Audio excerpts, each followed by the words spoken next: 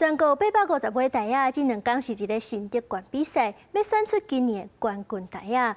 这现场900座的水池啊，场面实在真壮观。而且这寡参加比赛的台仔，逐尾行情拢真悬，工作人员唔敢大意，顶真得过。甲装台仔的落啊，细粒轻轻放伫水池仔内底，先互伊适应水温了，再当放开。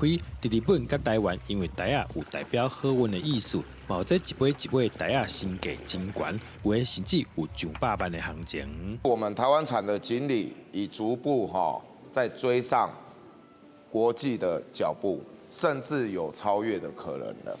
其实我们台湾锦鲤已经慢慢变成另类的一个台湾之光。主要是单顶是代表他们的国徽嘛，一全白，再来一个红，这是我们看得到，就是眼睛就可以看得到，它就是很显然的就是日本的国语。今年来参加比赛的台仔有850尾，是最近10年以来上济。专家讲，一尾好的台仔，体型、色水，还有整体看起来感觉拢真重要。